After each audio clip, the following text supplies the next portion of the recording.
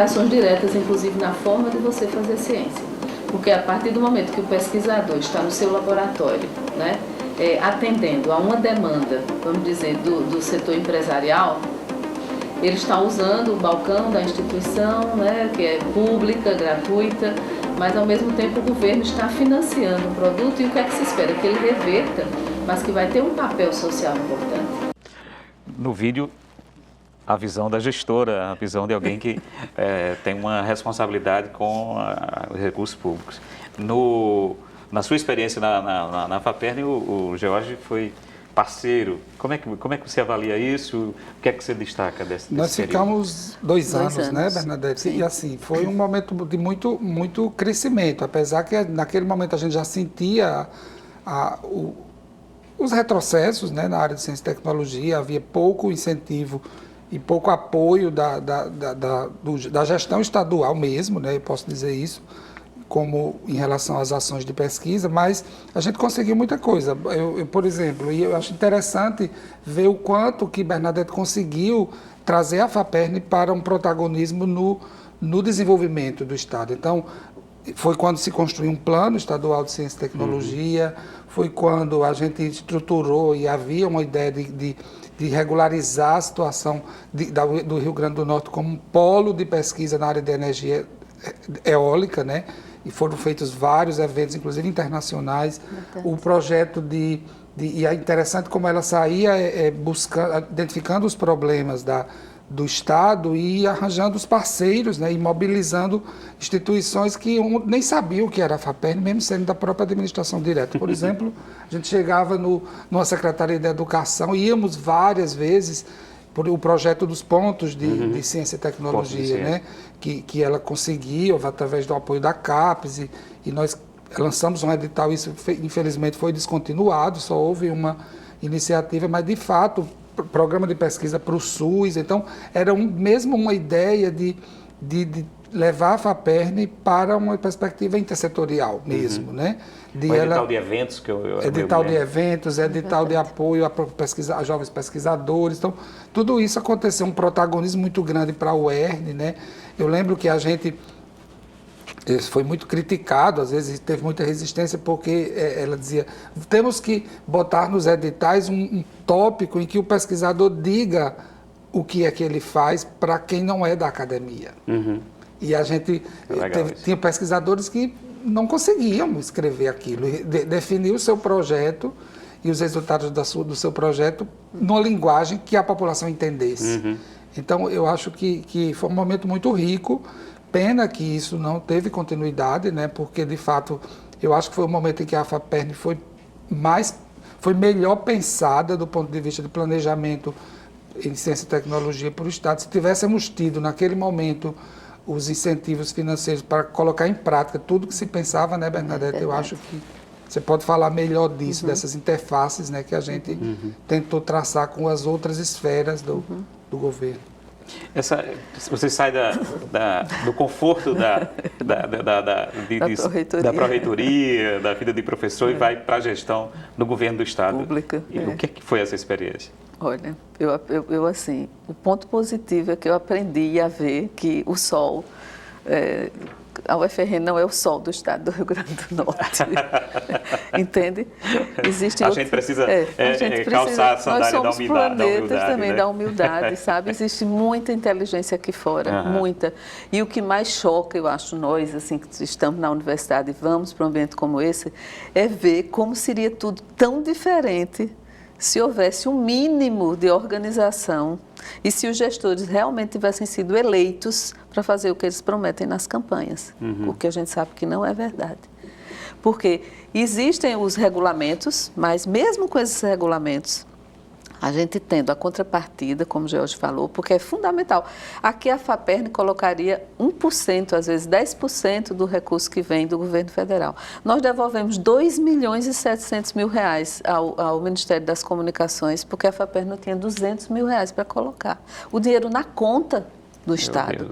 Entende? Então, era um sofrimento muito grande.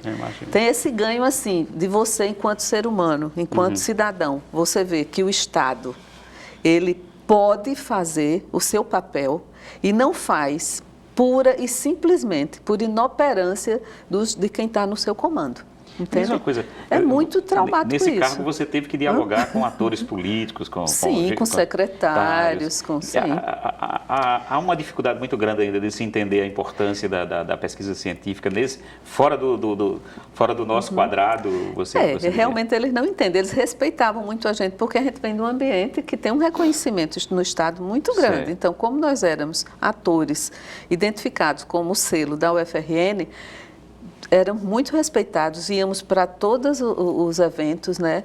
No caso da governadora em particular, eu tinha uma relação pessoal com ela, porque eu sou formada na mesma turma dela de medicina, nós nos conhecíamos anteriormente, e eu fui justamente tendo certeza que eu ia ter um apoio para que a gente pudesse avançar no Estado. O Estado já estava, né, com as finanças e teve todas aquelas dificuldades que a gente viu financeiras. Então, quando a gente viu que a gente não podia avançar, a gente criou vários editais. Quando ia buscar um recurso, não tinha, e o trauma mesmo, né, dessa questão de você ver a inoperância, a questão de não se ter um envolvimento mais firme. Então, a gente deixou, mas foi uma experiência muito positiva, como cidadã. Um dos aprendizados que a gente teve é que a lógica do político, né, do político no modelo que nós temos no Brasil, não é aquela lógica que a gente é acostumado na universidade, em que às vezes há um projeto que tenha coerência, que seja convincente, e ele nem segue. sempre... Eu lembro de uma vez que ela, numa das últimas cartadas que a gente deu, ela me ligou: George, nós temos que construir um portfólio aqui de ações e vamos levar a Brasília na bancada, reunir a bancada, já que a gente não consegue aqui, vamos fazer em Brasília. Construímos um portfólio com as ações da FAPERN, saímos eu e ela, ela conseguiu um contato na bancada e fomos a Brasília tentando apresentar isso lá para a bancada daqui. Acho que reunimos 3, né, Bernadette? Isso. 3 deputados, entre os deputados e senadores. Mas, assim, ao mesmo tempo era gratificante. Eu lembro muito bem de Bernadette muito emocionada uma vez num dos eventos que a gente fazia dos encontros da iniciação científica no ensino médio. Você lembra disso, Demais, né? Que um menino de uma escola pública do interior, não lembro a cidade, mas que ele havia desenvolvido um projeto para conservar frutas do interior, frutas perecíveis, por exemplo, pinha, mamão, que é uma fruta banana, muito perecível, com cera de abelha. E sem nem, com pouca arcabouço científico, mas ele mostrando aquele projeto e ela chorando, diz: mas olha o que a gente pode fazer, né? Se a gente pudesse incentivar essas pessoas. Existe, como ela disse, existe o cérebro talento, pensante, né? para além daqui da universidade. Existe o talento, existe o recurso, e entre o talento e o recurso e a sociedade, existe realmente uma barreira física desse estilo, né, de política que a gente tem hoje implantado no Brasil inteiro. A gente sabe que não é só aqui no Estado, mas infelizmente a gente retoma isso e rediscute e combate isso de maneira peremptória, ou o nosso destino está traçado. Eu particularmente admiro muito Bernadette por essa disposição, né? Esse apetite pelo trabalho administrativo, que eu particularmente considero um fardo muito pesado, né? E eu acho que, como a gente não tem agora, a gente está formando uma tradição científica no Estado, mas é uma coisa recente, não é? Então, isso envolve, quando você assume uma função como presidente da FAPERN, de você, de fato, tentar mudar a visão do político que não consegue enxergar na ciência alguma coisa que faça avançar o próprio Estado. Né? Então, isso é uma coisa que eu admiro muito, porque eu acho que eu jamais conseguiria fazer, né? E ela fez, e fez bem. Então, é uma coisa que a gente tem que valorizar muito. Não é? Aí, depois da experiência da FAPERN, a professora se reinventa e... coerente com o que você falou agora da interação com os jovens, vai conviver com jovens cientistas nesse projeto desbravador do Instituto do Cérebro. Minha carreira foi construída realmente no Departamento de Fisiologia, pelo qual eu tenho hoje um extrema, vamos dizer, amor, carinho pelos colegas, por todo mundo. Estou sempre lá, inclusive porque o Instituto ainda não tem uma base instalada. E como as condições da casa onde o Instituto funciona são precárias, porque tem laboratório junto com offices dos professores, com as salas dos professores. Mas o prédio já está bem avançado. O prédio já vai ser inaugurado em fevereiro. Enfim, mas eu fiquei 30 anos no Departamento de Fisiologia. Né? Fiquei 10 anos com abono de permanência, além do prazo que eu tinha. Olha. Então, chegou uma hora que eu já estava pensando assim, e em outros desafios. E apareceu a oportunidade dos colegas lá do Instituto. Tem uma área nova que eles não tinham ninguém, que era de neuroendocrinologia, e eu já estava nessa área. Meu próprio pós-doc foi aí. Eu me dediquei muito a essa área, acho que inclusive assim, a gente criou a primeira disciplina da pós-graduação no Brasil, nessa área de endocrinologia comportamental, que tem livros, textos, tem os textbook. Internacionalmente vendem muito esses livros aqui as nossas universidades. Como não tem essa disciplina ainda, né, estabelecida, com ementa, a gente criou a disciplina na pós-graduação da psicobiologia, criei a disciplina no bacharelado da ECT, e surgiu essa janela e essa porta de possibilidades. Eu fiz o concurso para lá em 2012, mas como eu estava na FAPERN, eu não assumi, fiquei ainda um ano afastada, e quando eu deixei a FAPERN, eu me aposentei na fisiologia e fiz o ingresso na neuroendocrinologia, que é realmente, como você falou, um ambiente, né, bem desafiador, porque a gente está construindo ali muita coisa do zero. Eu nem tanto, porque eu tenho uma história já na instituição, mas todos os colegas lá são todos vindos, né, de outras instituições, ou do Brasil ou do exterior. Então, eu sou mais ou menos assim, eu até me propus no meu próprio memorial a fazer essa interface, entende? De inserção deles no ambiente administrativo, no ambiente geral, assim, que institucional. Deve ser desafiador para jovens pesquisadores. Isso, com certeza. Envolvidos. Tem colegas que não entendem, que vêm de fora, por exemplo, moraram, sei lá, 5 anos no exterior. Alguns trabalhos que a gente faz aqui em algumas comissões da universidade, a própria CPDI mesmo, né, que eu faço parte, porque é um trabalho que a gente faz lá de formiguinha, né, de estar juntando papel, juntando indicador. Hoje não, parece que o Cigar até lançou ontem um novo portal para a CPDI. Mas esses trabalhos que a gente perde muito tempo com a parte burocrática, isso aí não está muito encaixado, né, na visão deles, que vem de ambientes quando a pesquisa é muito mais pesada, né, o peso da pesquisa é maior do que o da administração e o do ensino. Professora, você falou da sua disciplina, neuroendocrinologia. Comportamental. E eu fingi que estava entendendo o que é que você estava falando. Então, por favor. Bom, eu vou aqui responder a pergunta que eu fiz aos meus alunos anteontem na prova final, tá? Qual que seria, como é que você encaixa a neuroendocrinologia ou a endocrinologia comportamental no cenário das neurociências, né? A gente, quando fala no cérebro, a gente fala nas unidades que formam o cérebro, que são os neurônios. Então, o neurônio para cá, neurônio para lá, os neurotransmissores, que são as substâncias químicas que interligam essas células. Mas nós temos, que foram com grande papel na nossa evolução, outras substâncias moduladoras do nosso cérebro, que são os hormônios. A gente tem várias glândulas endócrinas, tem umas que nos diferenciam em relação ao sexo, como é o caso das gônadas, né? O testículo no homem, o ovário na mulher, a gente produz hormônios diferentes, isso dá um dimorfismo sexual. E esses hormônios, eles têm hormônios que são os distribuidores de energia no organismo, que são os hormônios relacionados à resposta ao estresse. Daí, porque você vê um quadro de estresse, o que é que ele tem a ver com o hormônio? Tem tudo a ver, porque o hormônio do estresse é muito liberado, ele entra na corrente sanguínea, vai para o nosso cérebro e ativa o nosso cérebro de maneira hiperativa, porque no estresse eu estou o tempo todo ou tendo um pensamento recorrente, ou tendo uma situação para eu enfrentar, ou até criando uma situação que não é real, mas aquilo fica circulando, e o cérebro está demandando energia para eu resolver esses cenários e de uma maneira constante, e eu desequilibro a quantidade desses hormônios no cérebro. Isso leva a distúrbios patológicos, ou a depressão, a ansiedade, porque a regulação dessas áreas passa a ser feita de maneira inadequada. Então, os hormônios entram no nosso amadurecimento, quando eu mudo meu corpo na puberdade, quando as mulheres ficam velhas na perimenopausa, perde o hormônio, tem osteoporose. Então, eu estudo justamente esse meio de campo aí dos hormônios, associados à funcionalidade do cérebro. Então, os hormônios são plásticos, eles dão, as nossas novas conexões se dão a partir também de eventos plásticos que os hormônios estão envolvidos. Então, eu estou nessa área, nesse meio de campo dos hormônios e funcionamento cerebral. É excitante. E está muito implicado na neuropatologia hoje. Transtorno do estresse pós-traumático, transtorno de ansiedade, transtorno de depressão, muito tem sempre um fundo da fisiopatologia envolvendo um determinado tipo de hormônio.